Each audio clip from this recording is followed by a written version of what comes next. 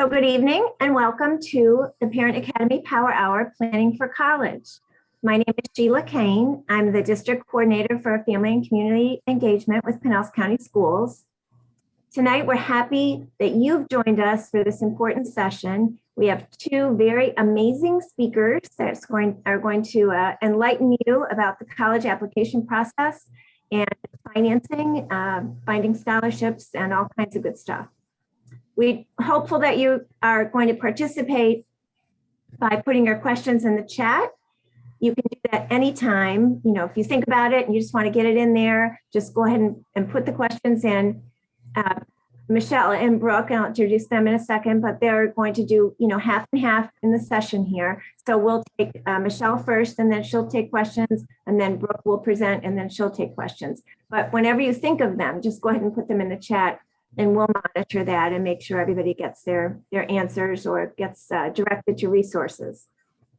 If you please just stay on mute, as we normally ask in these kinds of sessions. There might be a time, depending on how many people we end up having, that we ask you to unmute and ask your question, but feel free to just put them in the chat, as I said.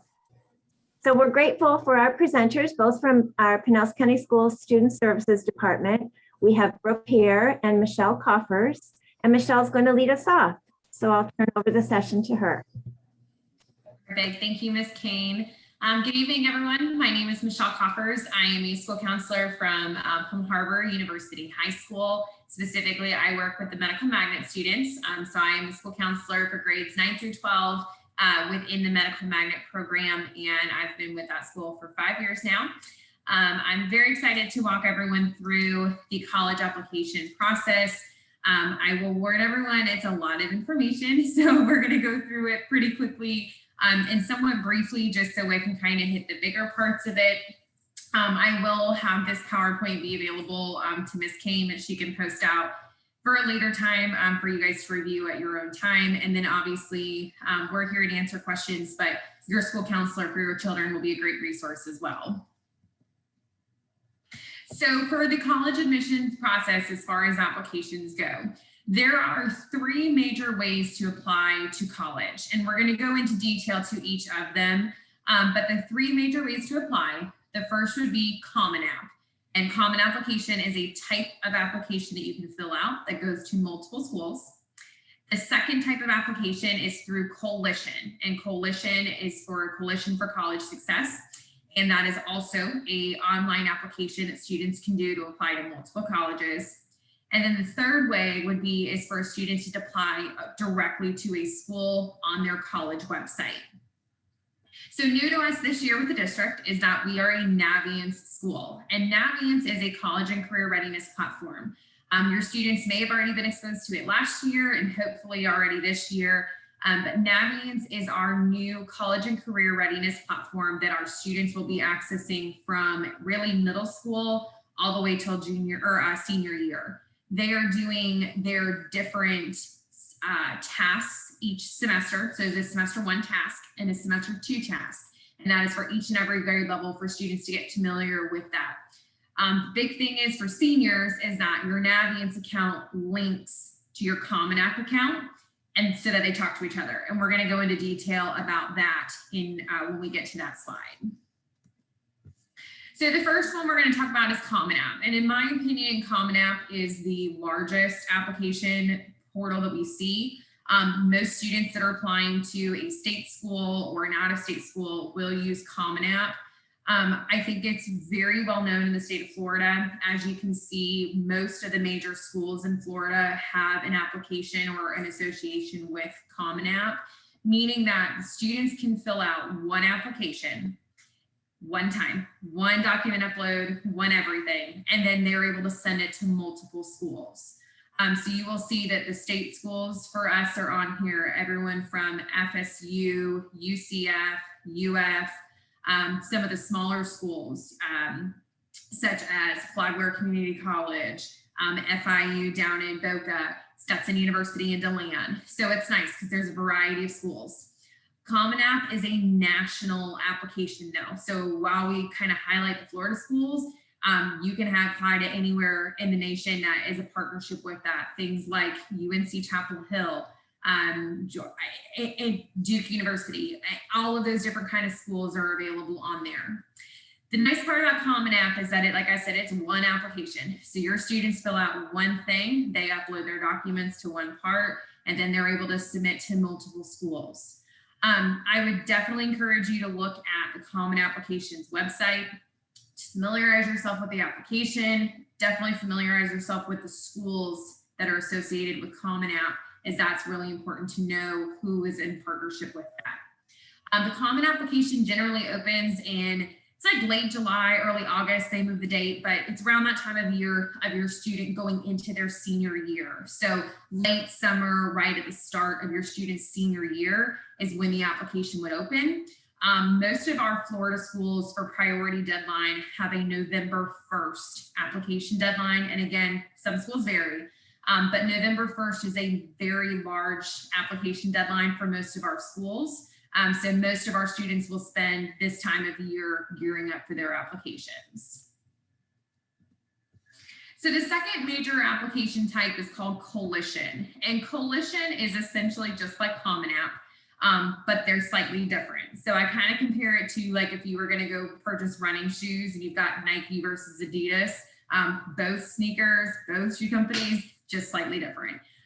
So coalition focuses, in my opinion, they focus on some of the smaller schools, some of those like little niche schools that aren't necessarily the masses, but they've got kind of smaller pieces. So you'll see in Florida, some of our bigger schools are on there, FSU, UF, USF, but then they also have the smaller schools, things like Florida Southern and Rollins College in Orlando. So you're able to, again, do one application and send it to multiple schools.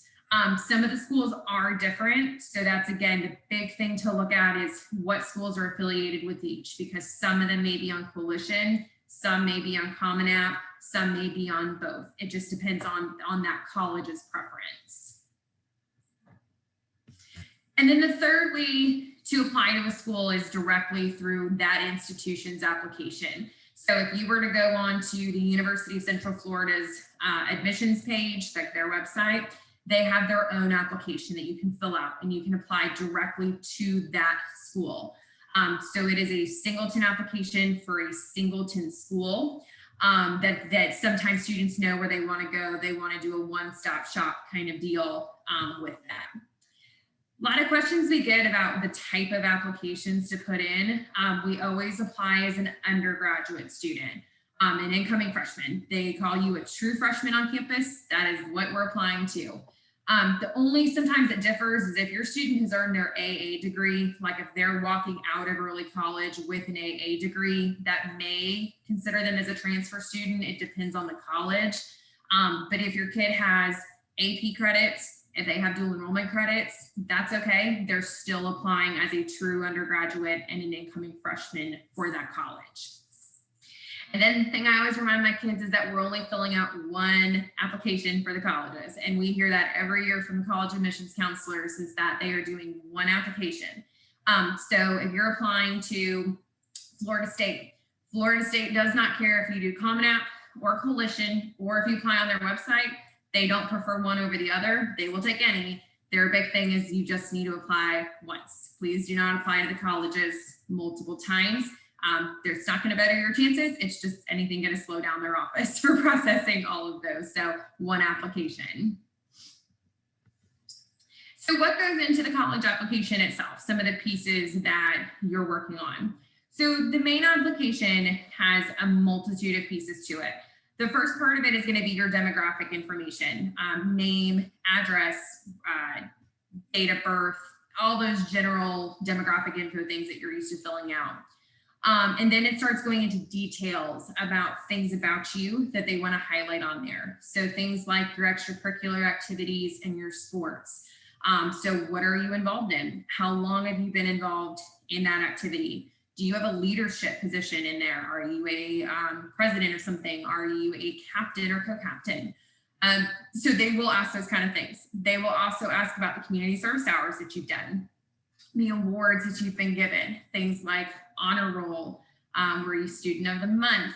Did you get a recognition scholarship from College Board, like or National Merit semifinalist? Things like that have stood out. The reason I mention this now is that kids tend to panic when they get to senior year of trying to remember all these things, or when they're filling out their applications, they feel that they don't have enough. And that's really hard to add things on at the very last end. So if you're an underclassmen parent on the call, it's the best advice I can give you is to make sure your kids involved early on.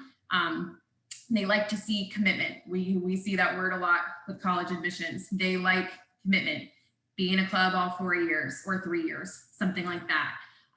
Work at a volunteering place long-term, have a part-time job consistently. That kind of dedication and commitment really speaks highly when their application is being reviewed.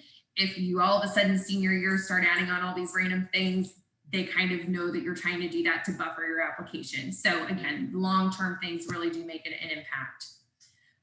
Another big part of the application is the college essay. So most schools will require some form of an essay. A few of our state ones do not, but most of them require an essay.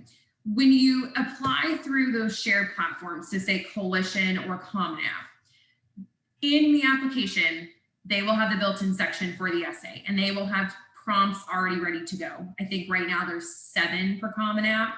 You can pick any of the 7, and I think the 7th one is literally an open topic, but kids can talk about anything they want to. So your student writes their essay. There is a word count minimum, I think maximum, word count maximum on that. The essay is, in my opinion, I was not an English major, not an English person, so I thought it was the hardest thing for me to do as an applicant when I went through it. It's something to work on over time. If your kid tries to write their essay 3 nights before their application's due, they're gonna really struggle with it. It's something that they should be working on. There's a lot of great resources about college essays. So sometimes your schools will host an event about it. The community libraries, like I'm up in Palm Harbor, so Palm Harbor offers a lot of options for people to go in and get help on there. Our English teachers are always happy to proofread things. So it's something to work on over time. One of the best advice I was ever given was to not let too many people read your college essay or tweak it. If you have 20 people who edit your college essay, by the time you're done, it's not really your essay, it's everyone else's essay. So, find 1 or 2 or 3 people that you trust that are good at grammar, that know you and know your writing style, because those are the kind of people that you want to have input on that, not the masses. The masses aren't going to really make a difference. And then one of the other big pieces is the resume, and most of the time it's optional. The advice I give my students is that when you see the word optional or recommended, they need to view it as required. That those, yes, they may be optional, and yes, they may be recommended, but if you're fighting to get into that school, you need to submit any and all documents to them to lure yourself into that school. You want to show them how good you are. So having a professional resume is a big thing. No grammar errors. That is a huge issue that we see. Do you know how to type an essay, or not an essay, I'm sorry, a resume? Do you know the proper formatting for it? There are a ton of templates online. Naviance has a resume builder built into the kids that they have options to for free. But again, I would encourage your students to have a resume of some kind.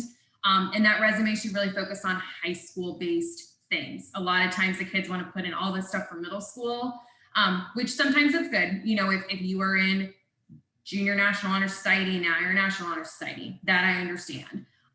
If you won like a major President's Award in middle school, that I understand. But the smaller things from middle school, they're not really looking at that. They want to see the high school commitment highlighted on that. All right, so outside of the major application pieces, there's also some supplemental documents that your student most likely will have to have with their application, just again, depends on the school. So the big one is called the SSAR. It is the self-reported student academic record. So essentially what that means is that it's an electronic transcript. It is your student inputting their transcript onto the SSAR document. So it's a separate website. It is a separate account that your student creates. They use their transcript that they would get from the school and input it into the specific format of the SSAR. And then the SSAR account is sent along with their college applications to the schools. The reason that the college is like this is that the transcript on the SSAR is all the same way. Every kid inputs it the same way. When you look at an actual transcript, Pinellas County transcripts look different than Hillsborough County, which looks different than Pasco County. So it's hard for them to go through and it slows them down. When the SSAR, everything is formatted the same way, the colleges can really go through it quicker. But it's, again, an extra step that these kids have to do. I also want to mention with the SSAR, it's an honor code system, and I've seen that come back to bite kids. Not usually, but it has happened. Students need to be very honest when they're reporting their transcript. When you're putting in your transcript to the SSAR, it needs to mirror your official transcript. And sometimes that means a bad grade goes in, couple bad grades, who knows, but it needs to match, because eventually your college will want an official transcript, something that is signed and sealed from the school, an official record. And if you get into Florida State based off of your SSAR, and when they get your final transcript in June, if your final transcript does not match your SSAR, that's going to be an issue. And schools do have the right to rescind an acceptance if they feel that you were not honest on your application. So it's a good honor code, honor system policy for the kids. Official transcripts are requested through Naviance. Your seniors should have already had a lesson with your counselors.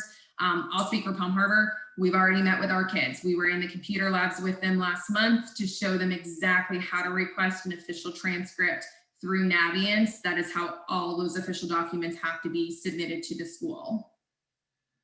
Another big thing is letters of recommendation. So letters of recommendation are hit or miss in the state of Florida. The major schools do not want them, will not accept them, will not read them.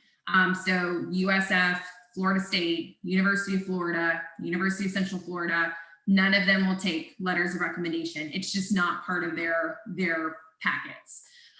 Some of the smaller schools or private schools, however, will. So University of Miami, sometimes the honors colleges, Rollins, when you're looking at Ivy League outside of Florida, sometimes they require letters of recommendations. So I always tell my students that they need to look at the verbiage for each school. Is it required, meaning it has to be done, or is it recommended, meaning that it's optional? It is something that they can add to their application. If it's required, obviously it needs to get done, and they need to, again, look at who specifically has to write the letter. Does a counselor need to write it? Because sometimes it has to be us. Does it need to be a teacher? Does it need to be an administrator? Or does it not matter if they'll just take it from anyone that the student feels that? So the kids need to really, again, read the fine print on who it is.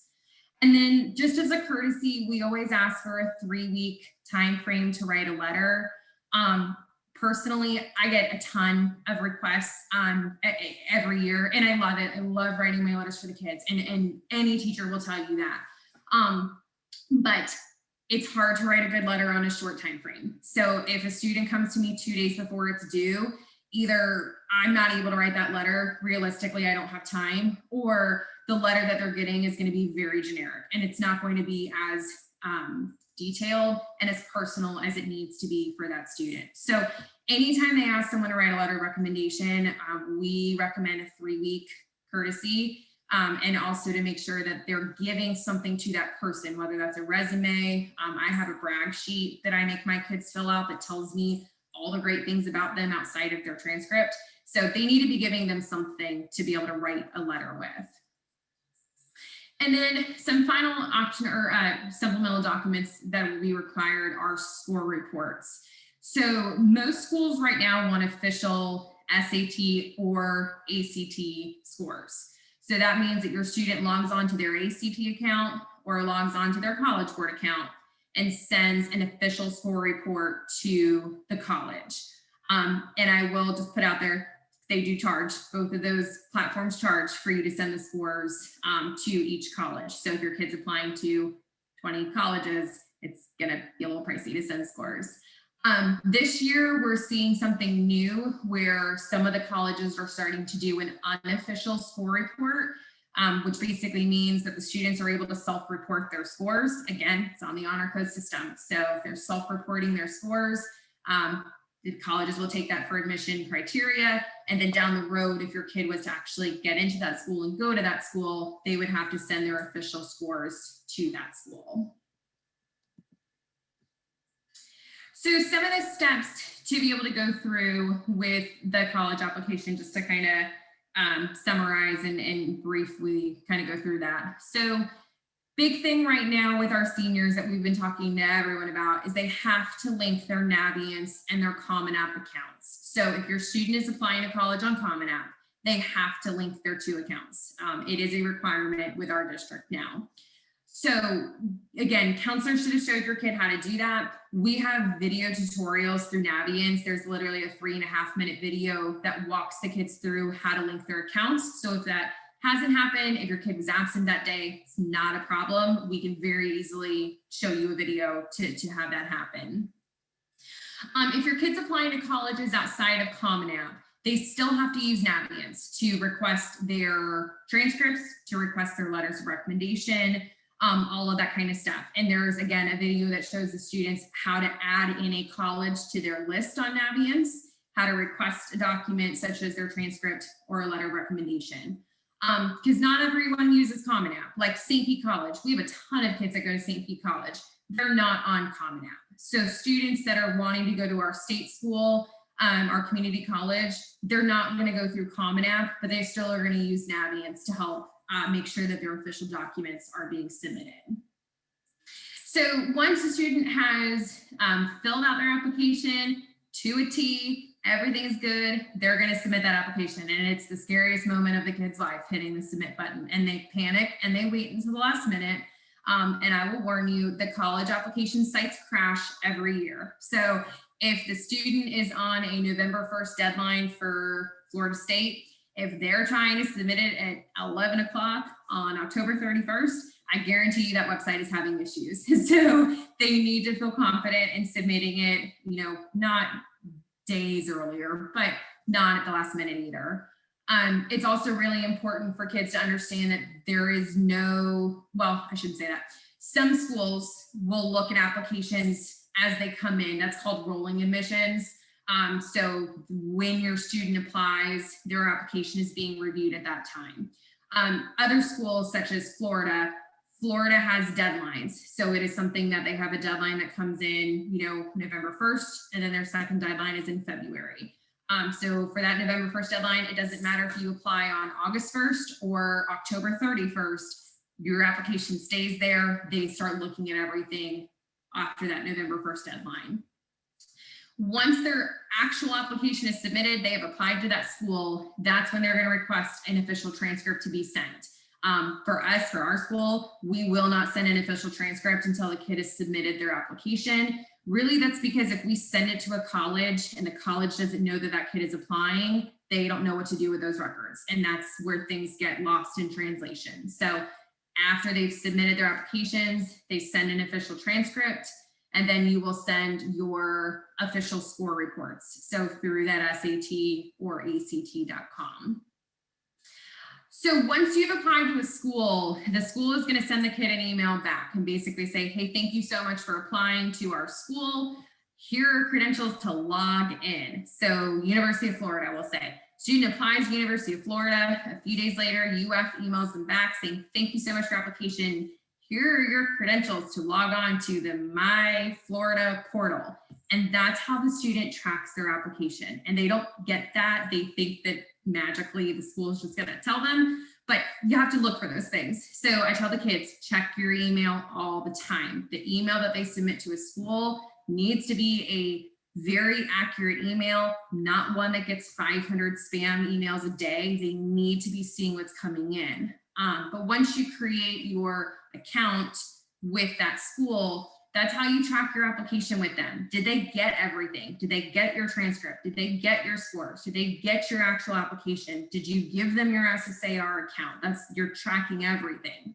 That's also how you find out if you got into the school. That's when their admissions is going to be posted. is directly on that account. And then I think my last thing, I don't think I have a sign after this, is just a recommendation.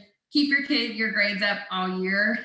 The colleges will look at junior year academically the most. They will look at the rigor that your student was in, like the classes and the grades that they took. But senior year is still important. They need to be in high rigor classes. They have to keep their grades up. If your student gets into a school in February and thinks that they're golden and stops coming to school and lets their grades just totally dip out, the colleges can rescind your application if they do not feel that you academically weren't ready, or you don't want them to lose faith in your applications. That's kind of the big thing with that. Let's see. Oh, my final slide, just kind of a recap. So what should you be doing right now, depending on where you're at? If your kid is a senior, chances are they're applying to colleges. We're right in the thick of that time of year. So if your student's a senior or early grad applying to colleges, the underclassmen, start researching now. Research what colleges are out there, the majors that they have, the programs that they have. What's important to your kid? Is it like me? I wanted to go to a big school that had a great football program, so that was important to me. Some kids want to go to a smaller school with a liberal arts feel. So looking at that, looking at the deadlines that are associated with that school. When do they have to apply by? When is their transcript due by? All of those different things. Our county encourages students to visit a college campus. Your student gets 4 days per year excused. So if they were to go to tour University of South Florida, you get a note from the USF saying my kid was attended that day for a tour. You turn that into your kid's secretary, and we do excuse that. And I'm a big advocate for it. I worked for admissions at a school. I did tours, and there is something we said about being on the school grounds to really see and feel what it's like. Sometimes you love it. Sometimes it's not what you expected. So I'm a real big advocate for that. They also do virtual tours. So a lot of schools with COVID posted virtual tours on their websites. If you can't actually make it there, you can do that. And then college and career fairs. So, get out there, talk with them, meet the schools, learn what they're looking for criteria, and definitely want to get to know them and feel confident when you're ready to apply. So I am going to stop sharing my screen at this point. Let me see for that. Yeah, so I'm hoping to take any questions specific to college applications. You're welcome to type them in the chat box, or I don't know how many people we have on the call, but if they want to unmute themselves, Ms. Kane, I'm fine with that as well. Sure, if people want to do that, there's, I don't know, about 26 families here tonight joining us live. So if you don't have any questions this minute, you can always continue to type them in. We'll take them as we are finishing the next portion of the presentation. I see someone's asking about how soon the recording can be available, and I'll be sending it out tomorrow. I get the recording from Zoom and upload it to YouTube so it's easily viewed. And I'll send that out along with any handouts or the slides that both our presenters have put together for this evening.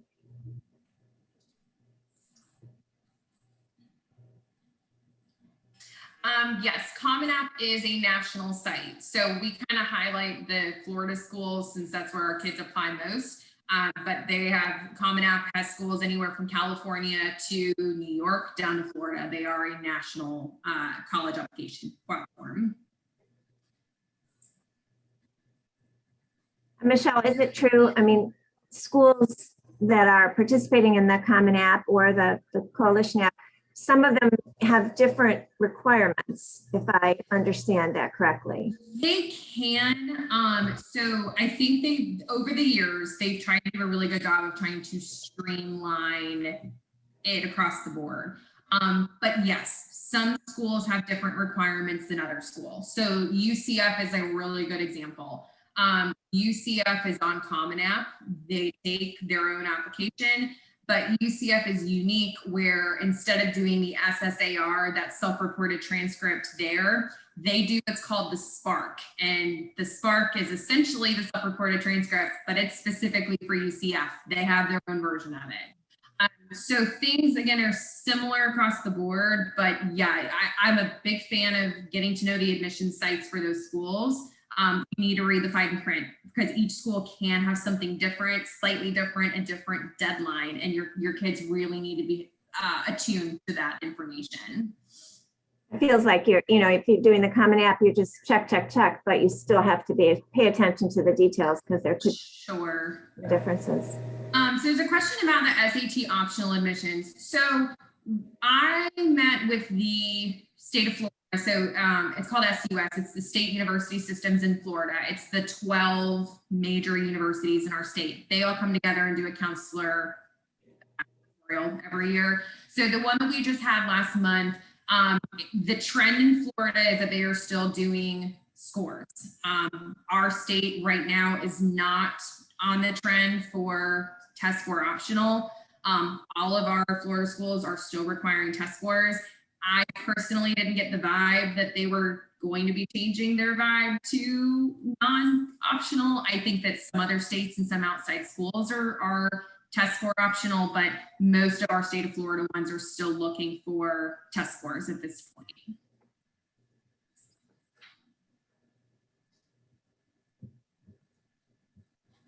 All right, well, we'll switch over to our next presenter. And if you continue to think and have questions, go ahead and put them in the chat and we'll deal with questions from both sides at the end. So next we're gonna move over to Brooke Pear and she's gonna tell us how to afford all the things that we've been discussing with Michelle. Take it over, Brooke. All right, thank you, everyone. Sorry, I'm having a little mouse issues right now, so give me just a second as I try to get my mouse to pop back up. So my name is Brooke Pear. I'm the financial aid counselor for the school district. And tonight what I want to cover is just give you some basic information about financial aid and scholarships and where you can find additional information. Give me just one second. I've got this chat in the middle of my page. I'm trying to, okay, I got it. Okay, so the first question obviously is where can I find financial aid information? And we've tried to make the financial aid page for Pinellas County School District kind of a one-stop shop for you to find that information. So if you go to pcsb.org/financial aid, it will take you to our financial aid page. On that page, we have a list of resources. We have scholarship opportunities, which is a list of current scholarships available. We have Bright Futures information. That is both information from the links to the state website, as well as we have information regarding the community service process here in Pinellas County. We have links to Pinellas Education Foundation. I'm going to talk to you a little bit about that because that's a really good resource for our students. We have links to the FAFSA, which is the free application for federal student aid. We actually, and I don't know if I have a slide about that, but we actually have a FAFSA website as well. So if you go to pcsb.org/FAFSA, it's going to take you to a page that is specifically regarding the FAFSA. And then we have links to different scholarship search engines. Okay. So this just to give you an idea of what the website looks like. At the top of the page, you'll see that scholarship opportunities. And you can see that in red, it tells you the last date it was updated. And this is an old slide, so it has been updated since then. But when I do make updates, I do put that on there. So if you are a student or a parent and are looking at this regularly to find out if there's been any new scholarships since you last checked, you can quickly see that. And that gives you that option. And as I mentioned, you can see towards the bottom of the page, there's the Bright Future Scholarship Program links. And I also have recordings of some of my presentations on here. So you can see there's one at the top, which is just some general information about finding scholarships and financial aid. If you could scroll to the, if I could scroll to the bottom of the page, you'd see one that's specifically about Bright Futures and their requirements, and that goes over in great detail that. So this just gives you kind of an idea of what that scholarship opportunities looks like. So when you open that up, you're going to see the name of the scholarship. Again, if it's a new scholarship since the last posting, I will have it indicated on there. It will tell you the amount the scholarship is worth. If we know, sometimes there are some scholarships that will be to be determined, but for the most part, we usually know those. It will have the grade level. So what grade can students apply? A lot of times students and parents think you can't apply for scholarships until senior year, but that is actually not the case. There are a lot of scholarships that are available for underclassmen. So I encourage all students to start checking this listing on a regular basis. And the last column I did cut off, but it's the deadline. So that will tell you the date it's due. And that's really important. You don't want to miss deadlines because for the most part, you're going to have a hard time turning in an application late. I guess I forgot the actual requirements one too. So we do try to write down, it's not going to be as complete as what you'll find on the website, but give you a general idea of what the scholarship requirements are so you can review it to see if it's going to be a good fit. Right now, it's really, most scholarships are going to be online, so there'll be a link to the online application. There are some that we'll get, especially some of our local ones that are paper applications. And if that's the case, it will indicate on here, usually it will say, check with your school counseling office to get a paper copy of the application. But again, this is something I would, if you're a student really trying to get financial assistance for college, this is a great resource to use. Naviance, Michelle already mentioned this, and that is our new college and career resource platform in Pinellas County. In addition to what she talked about, they also have scholarship listings. So the scholarship listing of the opportunities that I put on, excuse me, on my webpage, I also will list on here. So you can log on here and you'll get that same listing. But in addition to that, they also have some national scholarships listings that I might not have. And they also have college specific listings. So if you're looking at a specific college, you can go on here, look up the college and find out what scholarships are available and how to apply. The other nice thing is students can track what scholarships they've applied for. So they can monitor that and track that in Naviance. It's something their counselor can see too, which just is kind of helpful with that process, especially if the student's applying for a lot of scholarships. So I mentioned earlier the Pinellas County Pinellas Education Foundation, and that really is a great resource we have here in Pinellas County. So if you go to pinellaseducation.org or you go to my website and click on the link there, you're going to be able to go and look up their scholarship opportunities. So they have several different scholarships. They are the ones that do the Take Stock in Children, and that's one that students can sign up for as early as middle school. So when we talk about scholarships not just being for seniors, that's a prime example. They also do the Walker Rising Stars, which is for students that have some sort of performance talent, whether it's musical or dance, artistic type talent. But the big one that I like to talk about is their traditional high school senior scholarship.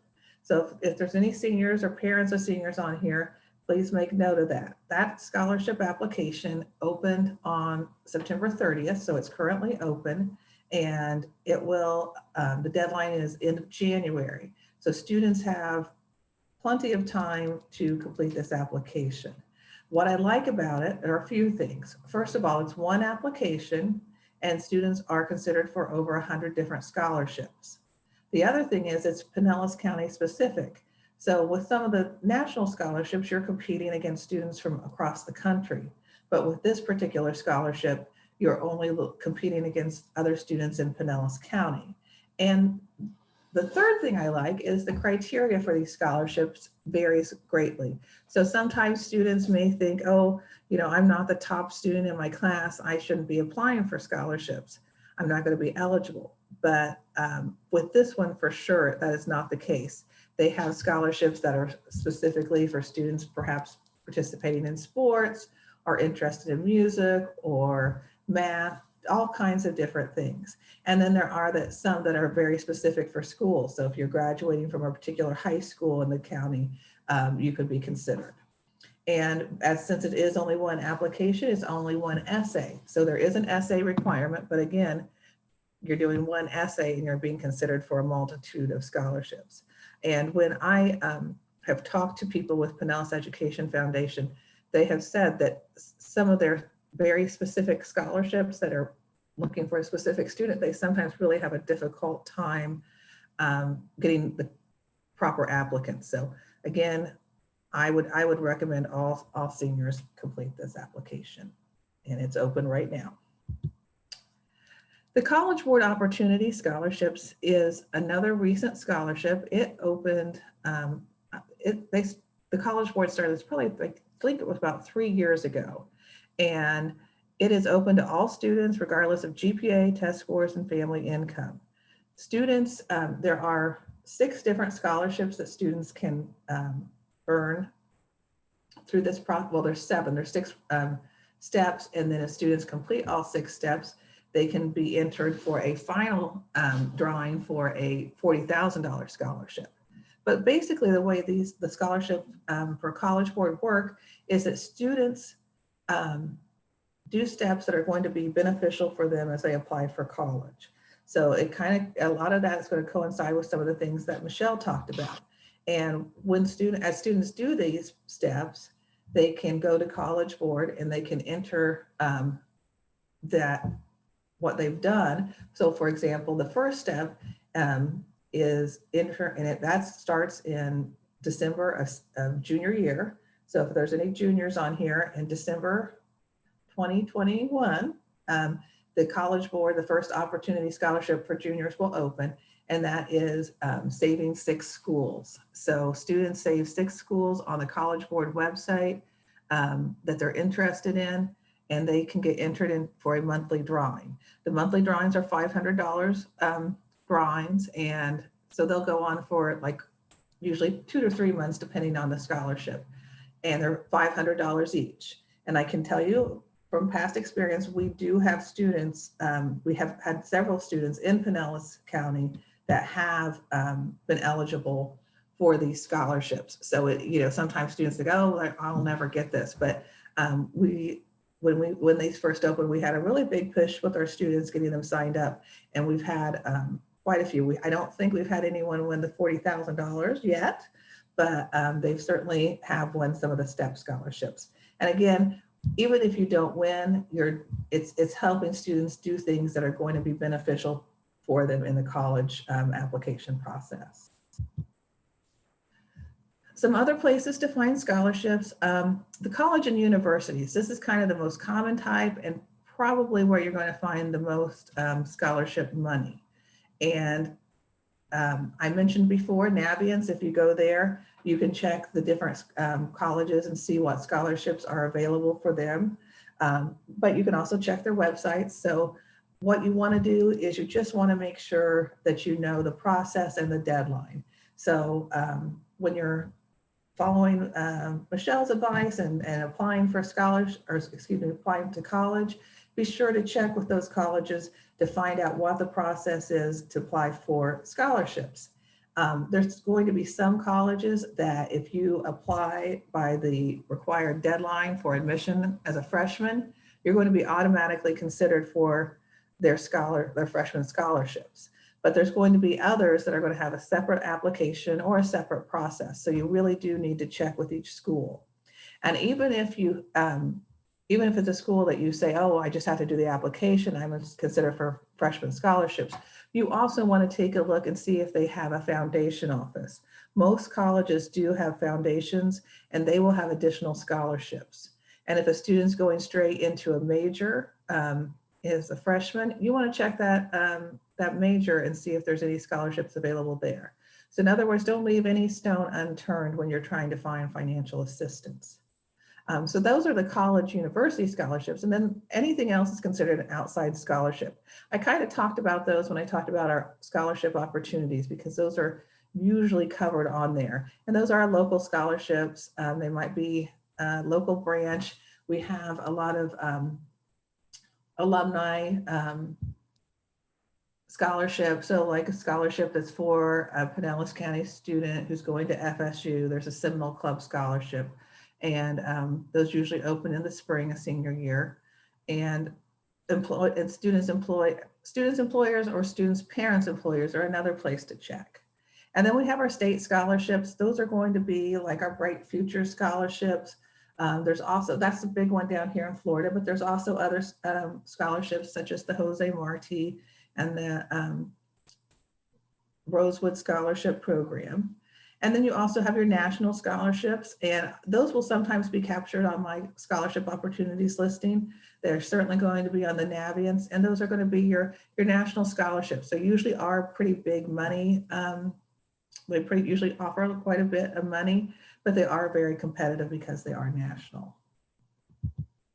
So scholarship search engines. So again, I'm going to go back to my financial aid page. If you go there at the bottom of the page, you're going to see financial aid resources, including scholarship search engines. So a link. And if you go to that link, it's going to show you different scholarship search engines such as FastWeb, College Board Big Futures, RaiseMe. I think I have a couple others on there. They're all fairly similar in that you set up accounts, you enter information about yourself, and you get matched to scholarships. So the more information you can provide, the more scholarships you're going to get matched to. So it will ask when you sign up, they will ask for a lot of different questions, such as are you employed somewhere? Are your parents employed somewhere? They will ask if you have like maybe if you're involved in any kind of community organizations, churches, and so forth. And based on that answer, they're going to try to match you to scholarships. And I don't think you need to sign up for all of them because they are similar, but you might sign up, for one, maybe two. The RaiseMe one is the only one that's a little bit different in that it is specifically for certain schools that are participating in the RaiseMe program. And unfortunately, I think you have to sign up with them before you can see what schools participate. They have been adding schools though on a regular basis. And essentially, it's somewhat like that College Board in that students during high school will do different steps that RaiseMe suggests, and they earn what are like micro scholarships towards school. But again, this is a great resource. It does take some time and effort, but again, we want to get as much money as we can for college. So there are 13 different Florida scholarship and grant programs. So if you go to floridastudentfinancialaid.org and then you click on state scholarship or state grant scholarships and applications, you're going to find that listing of state scholarships and grant programs. And if you click on each one, it's going to give you a fact sheet that tells you a little bit more about it. And on that, it will tell you how you apply.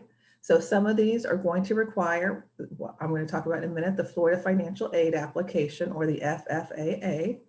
Some of them are going to require the FAFSA, or the Free Application for Federal Student Aid. And some might also say that you need to do both, or they might say check with your college to find out the process. But you can find out pretty quickly what the criteria is and if it's something you're interested in applying for. If it says the Florida Financial Aid Application, then you're going to complete the application, and based on your answers, they'll tell you if you meet the requirement to be considered for them. On this page, you'll also find any latest legislation information, so if there have been any changes. It also has the Bright Future links to the Bright Future Student Handbook. So with others, you have that fact sheet, but Bright Futures is a little bit more involved process. So they do have a student handbook there that goes through in detail all the requirements in the process there. And then there is the link to the Florida Financial Aid Application, which is required for Bright Futures as well as some of the other state programs. So the Bright Futures Futures program. I'm not going to talk to you about in detail, but I just want to give you just a brief overview. If you're interested in more detail, again, on my webpage, I have a video recording that goes over the criteria pretty detailed. I also go out and do presentations at the high schools, and I usually go over that information a little more detail. But it is awarded to every student in the state of Florida who meets the eligibility requirements. So in other words, it's not a scholarship that they're only giving out a certain amount. They will give that out to as many students who are eligible. And it does, as I mentioned, require the Florida financial aid application. That application opened October 1st. So if you're a senior or you're graduating early and graduating this year, you should complete that application now. You do have till August 31st to complete it, but it is a very simple application. It will only take 10 minutes, probably tops, and you do not have to wait until you meet the criteria to complete. So with some scholarships, you have to wait till you have your test scores or your community service. With this particular one, you can complete it now because we will be sending updated transcripts for you throughout the year. We'll do that. We do it at the beginning of the school year, then we'll do it after first semester, and then we will do it again in the summer after graduation. And again, you go to the Florida Student Financial Aid.org and go to the state grants and scholarships, and you'll find the link. Just one more slide about the Bright Futures program, just because a lot of times I think students and parents are not aware that there are actually 4 different levels of Bright Futures scholarships. There are 2 academic-based scholarships, which are the Florida Academic Scholarship and the Florida Medallion. And then there is the Florida CAPE Scholarship and the Florida Gold Seal Scholarship. Those 2 last ones are vocational related scholarships. So they students need to be participating in vocational programs in high school. And then with all of them, they have specific criteria in terms of coursework you need to take, GPA you need to earn, test scores and so forth, and community service. So all levels do require community service. And I do think I have a slide that goes over that. So in Pinellas County, so each school district has their own, it's required to have their own policy and process. And so in Pinellas County, ours is pretty simple. Students determine where they want to do their community service at, and they complete a Bright Futures community service proposal form. That gets turned in at the high school to the community service designee. Each high school that will make that determination who that person is. A lot of the schools, it will be the students, they'll have multiple people and it will be the student's counselor. But there are some schools that will have a specific person. It might be an assistant principal, just someone. So you just need to check with your school to find out who to turn that into. So that gets reviewed by the designee, and if it's acceptable, they will let you know. And then you'll be given a Bright Futures log and reflection form that you will track your hours. And once you've completed your hours with that organization, then you'll turn that into the school. And you do have to do a log and reflection form on the back. So there is a reflection form where you just answer a few questions. And you do have to have this signed off by the agency to confirm your hours. You can do multiple locations, but you do have to get each, you need to have a proposal for each location and have it approved, and you need to keep separate log forms. And each community service project has to have a social issue. So that will be one of the questions asked on the proposal form is, what social issue are you addressing?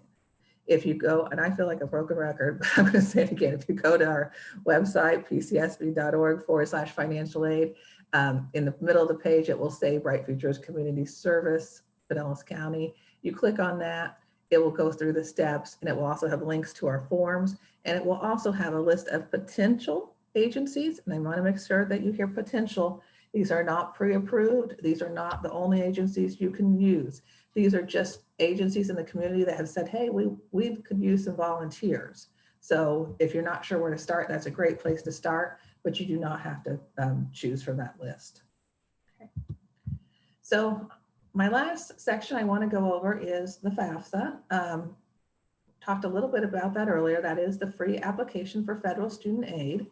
And it does need to be completed annually beginning senior year for students to receive grants, student loans, work study, and some college-based grants and scholarships.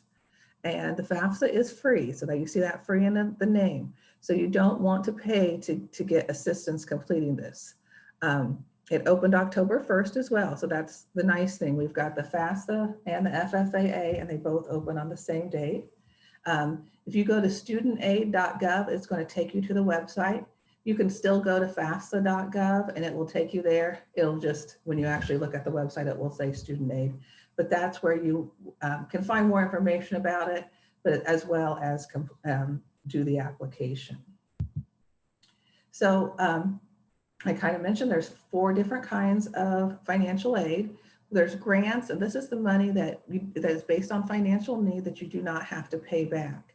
So when you do the FAFSA, you may have heard the big grant is the Pell, the big federal grant is the Pell Grant. But there are other grant programs, but it is based on financial need. And then there's scholarships. We've already talked a little bit about those. And those are usually based on academic performance or merit, maybe a particular area of study. And some of those will also have a financial need basis.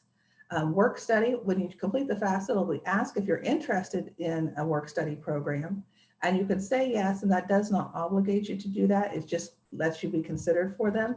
And that's essentially where you can work, usually on campus, and you get paid to do these on-campus jobs.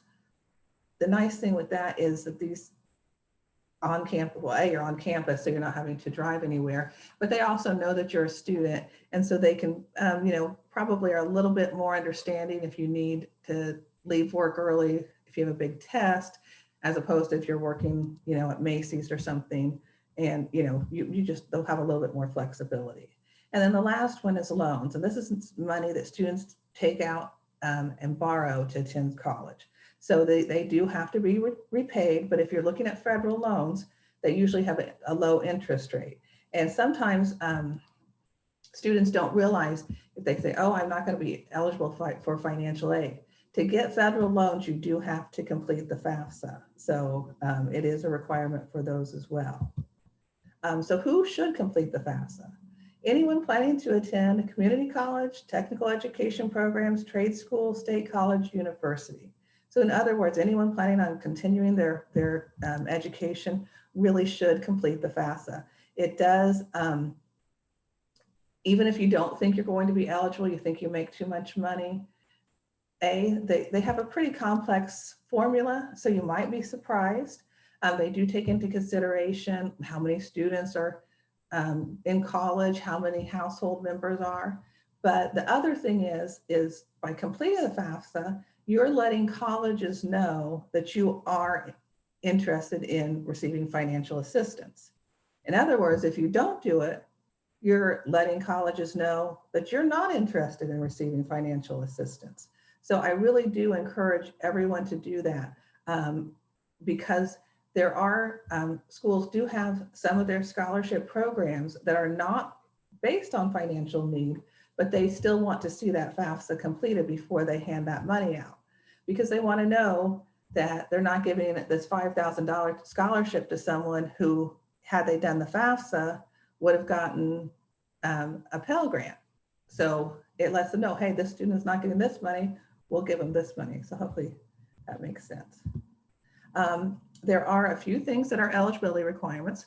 For the general federal aid, you do need to demonstrate a need for financial aid. But again, as I said, this is also used by colleges, and those programs may not require that. The student must be a US citizen or an eligible non-citizen, and that is the student and not the parent. And again, the student must have a valid social security number. That is not required for the parent. The student must have a high school diploma or GED. I have left this on because it was true when I did this last year, and it's just a new chart. It used to be that males needed to register with the Selective Service. However, they have now removed that requirement, but the question is still there. So you will see that question, but it is no longer required to receive aid. And then the student, when they are in college, need to be enrolled in an eligible program, either a degree or certificate program. Okay, So that concludes my presentation. I do want to point out that if you do want more information, I do financial aid presentations at the schools. I'm probably about halfway done with those. And those are usually school specific. The schools will ask me, so you just would want to check with your school to see if I've already done a presentation there. Some of the schools will do them themselves, so you just want to check on that. The FAFSA completion events though. So if you're a senior, we have ongoing FAFSA completion events in the county, primarily this month in November, although Osceola is doing theirs in January. This is an opportunity for you to come to a computer lab at one of the high schools, sit down, complete your FAFSA, and we will have people from the local colleges there to assist you with that. So if you have any questions, you run into any issues, you're going to have a lot of help there. And we have them at every traditional high school. We've already had, I think, three events. So we have plenty left. You do not have to go to an event at your school. You can go to events. So if your school's already passed, or you say, well, you know, my kid goes to Largo, but Palm Harbor is actually a lot closer to where I work, you can go to the one at Palm Harbor. They're all open and available. So does anyone have any questions? We did have some questions in the chat. Brooke, some of them you've answered, or sort of answered. We have started with, are you required to fill out the FAFSA? I think you made that clear. Who doesn't want to indicate to their potential student schools that they would be interested in aid, right? Mm-hmm. How early should you start applying? Is that for scholarships in general? I'm sorry. For scholarship. I'm sorry. Yes, for scholarship. Sorry, I'm having issues getting my chat box. If you don't mind reading these, it'd be appreciated. Sure. No, I don't mind at all. So in terms of scholarships, as I mentioned, there are a lot of them are senior year, but there are ones that are going to be open earlier. So I would start just checking that scholarship opportunities listing. You could go ahead and set up a scholarship search engine search and see what becomes available. In terms of some of the ones specifically that I talked about, like the Bright Futures application and the FAFSA, those are both senior year that you complete the application. But with Bright Futures, you can start working on your community service freshman year. And whether you're trying to or not, you are working towards the coursework requirement by taking classes in high school. Great. Is there a guideline for juniors on what they should be doing right now? So, kind of like Michelle had said, this is kind of that exploration year. There definitely are scholarships that do become available for juniors. I mentioned that College Board, that one was going to open up in December.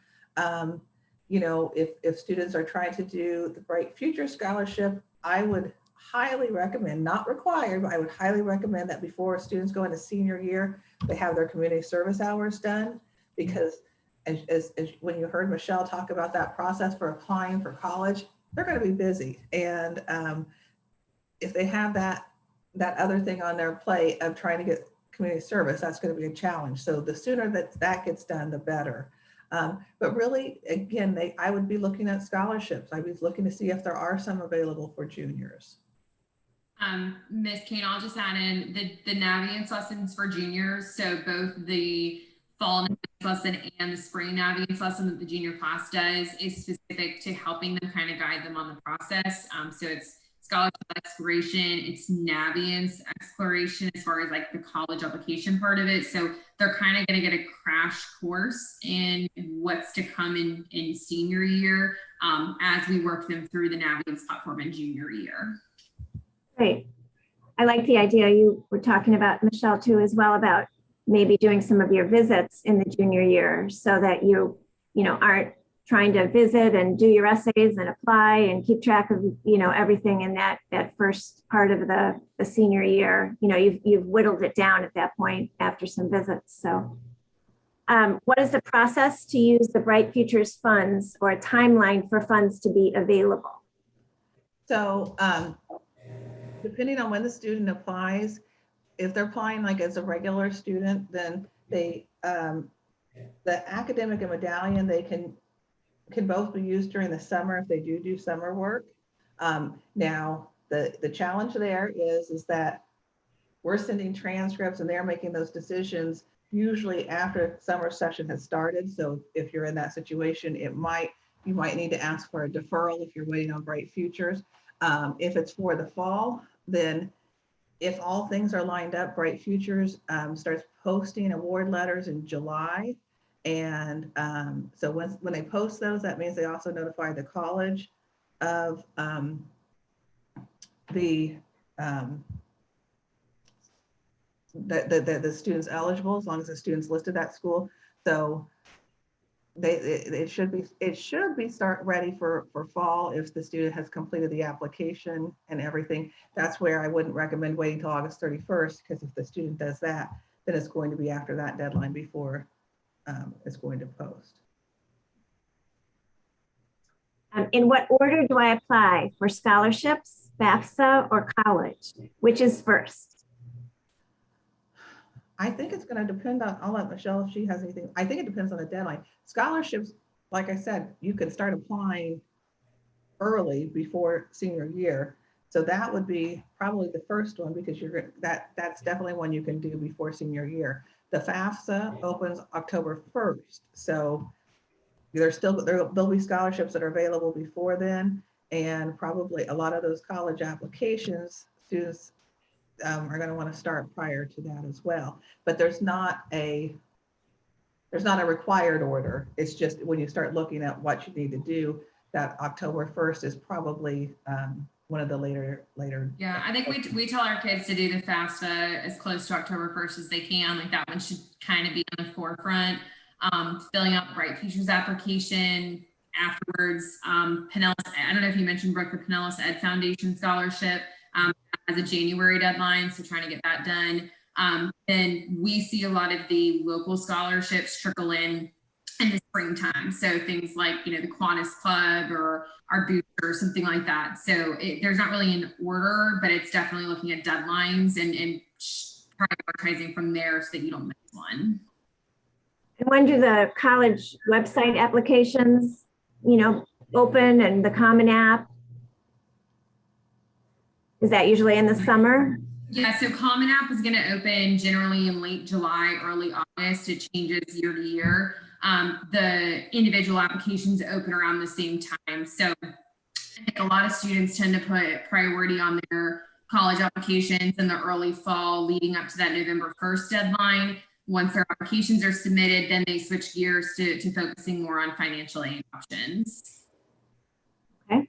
Is loan repayment requirement delayed until after graduation? How long of a grace period is given for loan repayment? So it depends on the type of a loan that the student gets, whether it's an unsubsidized or subsidized loan. If it's a subsidized loan, then there is that they do not have to start paying that. With the unsubsidized, they will start accruing interest.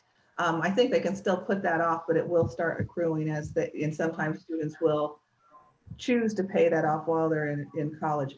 Once you graduate, I think it's a 6 month. I think there's a 6 month delay after your graduation before your loans are required. Their automatic payment will start coming. So I just want to make a time note. It's 7:38. We said power hour. So if parents have to scoot, we know you have, many things to do in your evening. I'm going to continue to record the session and you will get the full recording. And our presenters, I'll ask you to be around for a couple more minutes. Looks like we have 3 or 4 more questions and then we can, wind up. And you've given information about how you can, be gotten in touch with after this evening. And Michelle, I know you suggested students and their parents go to their school counselor first with questions, or either way. So we're not, even if we're done tonight, we're not going to be lost. It's not able to find us again. You can always email me. All the emails are going to come from me, and then I'll find the right resource to direct your question to. So just wanted to say that about time. Can a junior attend the FAFSA completion event this year? So they would not want to unless they are graduating early. So the current FAFSAs that are open are the 21-22 which is going to be for this school year and next summer. And then the 22-23 is what most students are going to do, which is going to be for next year. So unless the student's graduating early, there would not be a benefit to doing it. Will expressing an interest in work study decrease my grant or loan amounts? So there's going to be a cost of attendance that each school has, and the schools will try to come up with a financial aid package that fits that. It might, I would think it might decrease the loan amount that you would be getting if it, you could say, they could say you could do, instead of getting a loan, you could do this. It shouldn't affect the grants, but once you, but regardless, if you got a package, let's say, and you looked like a college, you do the FAFSA, you list a school, they give you a financial aid package, and you look at it, and there's something on there that you choose you don't want to take, then you can say, no, I choose not to take that. But I think what I've normally seen is like, it might be like, okay, you don't have to take out as many loans to get, because they're going to try to get you, hopefully try to get you so that your cost of attendance is covered, and that work study could work in there to decrease that loan amount, if that makes sense. So someone has, including myself, participated in completing the FAFSA in the past, and they want to know if it's gotten any easier or the process has been improved. It's a little convoluted. Oh, it is a lot, depending on how long ago you've done it, it is a lot easier. I think from my understanding, the one that will be the 23-24 is the one that's supposed to be even a bigger change, where it's going to be even easier. But there's a lot of skip logic in it. So when you start answering questions, if you're in a situation where you don't have a lot of financial, a lot of money, I guess essentially, it might be a really simple process where they'll say, do you want to, not include your assets, and you can get through that pretty quickly. So depending on how long ago you have done it, yes, it has definitely gotten easier because of the skip logic. I don't know, they also have the IRS data retrieval tool where you do not have to enter your tax information. You can use this and retrieve that information from the IRS, and that gets uploaded. So that's also a big benefit there. So I would say, depending on the situation, if you have like a lot of assets and things, it could take a little bit longer, but I think 45 minutes, maybe an hour would be a reasonable time to be able to complete it. If you sat down with all your materials in front of you. So you want to make sure, you have everything when you get started. Right. Well, Mr. Down says he did it 5 years ago. So let's hope that he'll have an easier time this year or next. All right, we've got lots of comments. Thank you for your time. So I'm going to go ahead and take that as a cue to wind down. And thank you, Brooke and Michelle, for your time. Thank you, families, for joining. Again, everything will be sent to you to your email tomorrow, and all kinds of information is available on all the sites that we indicated. Our Pinellas County School Board website is just a treasure trove of resources and information, and you sometimes have to look for it, but it's there, and you'll have all our emails for some guidance if you need it. Thank you, everyone. Have a great rest of your evening. I'm going to stop the recording, and let's make it a nice rest of your Thursday evening. Take care. Hi, thank you.